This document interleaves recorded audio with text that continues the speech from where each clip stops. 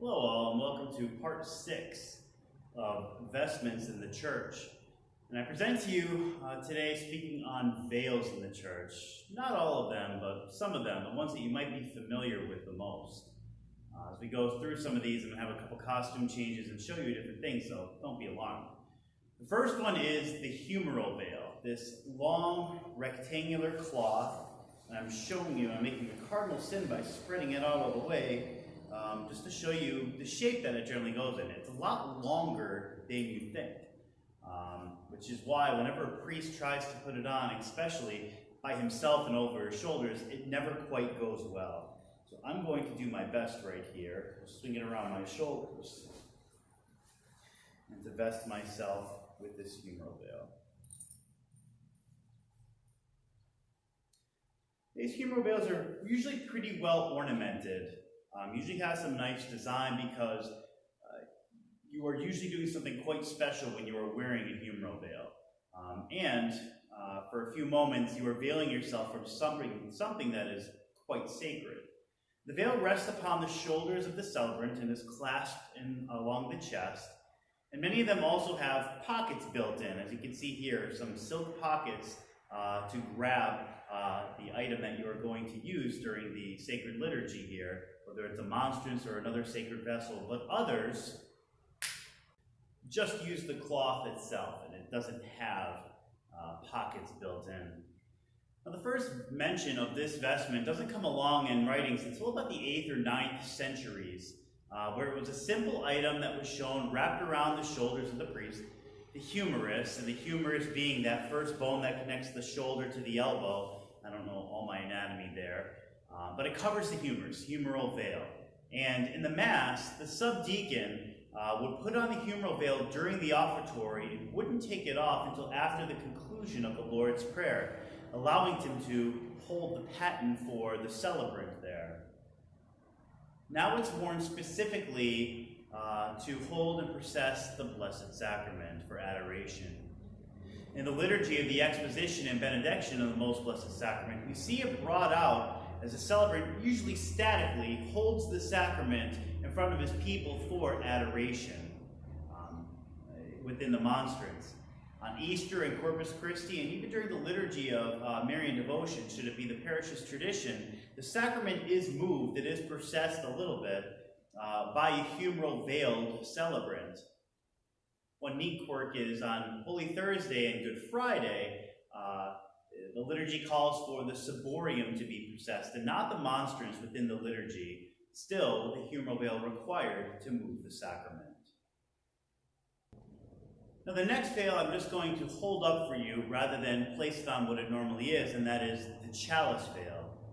Now the Chalice Veil should really only be used in the Polish National Catholic Church during the celebration of the traditional rite and the bishop-holder rite of the Holy Mass. They're usually made of silk or have a silk backing. You can see the sheen as I move this about in the light here, which gives it a nice weight and allows it to rest nicely upon the chalice.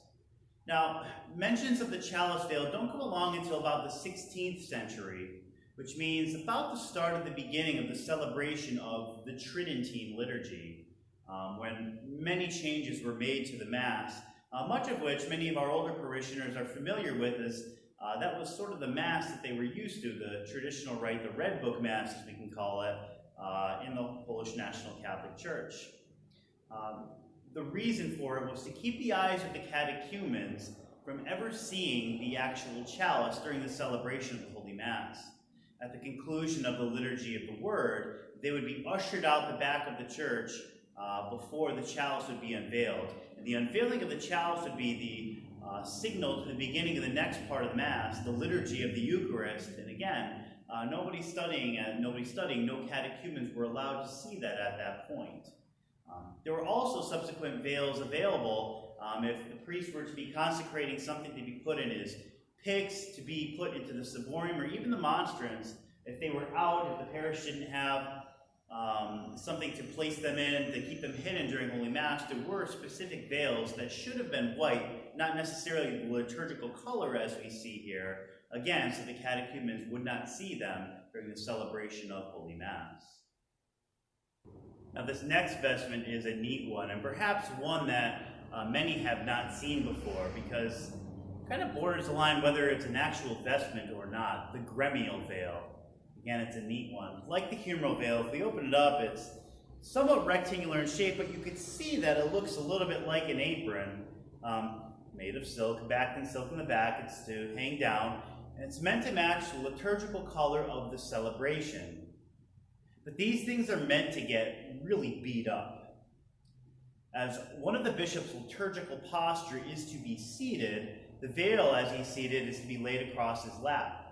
That means if the liturgy calls for him to hand out blessed candles or ashes, his vestments would remain clean. Again, the veil would cover over it as he sits down and has the veil upon his lap. I'll put that here for now.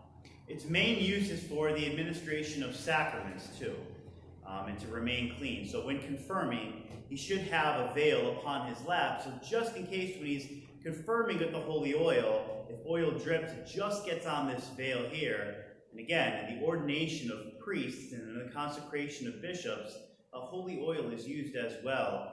So the function here is to keep the nice vestments a little bit cleaner. Similar to an apron, we see that it has ties here.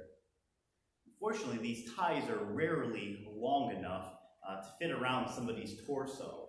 I can remember as a young priest assisting a bishop, and I assisted a lot of bishops in my day. I won't say who, and temporarily, without his knowledge. I recall not putting on the Gremial Veil before he sat down, which means after he sat down, scrambling and thinking, what do I do? So I remember taking the ties and tying him down to the chair, tying the ties to the chair so that if he should get up, he wouldn't be able to get up.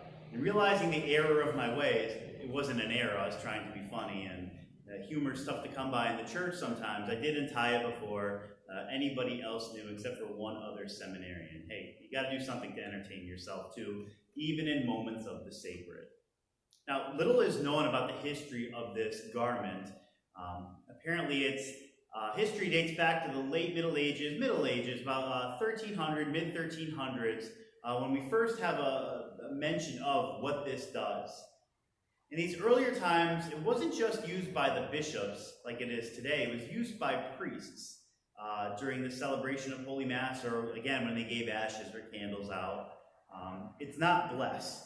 It has no symbolic meaning to Scripture, as we can see. I'm sure you could find something and make something out, but that's not where it has its tradition and meaning from. It was even placed, if we go back in history a little bit, by the celebrant upon his lap during 3 parts of the Mass as he was getting ready, and I couldn't quite find any history why. It was as the choir, as was tradition for a long time in the church, sang the Kyrie, sang the Gloria, and sang the Creed. So, these are 3 veils that were used in the church and still are today. I hope you enjoyed this portion of the presentation, and we will have part 7 in no time. May God bless you this day.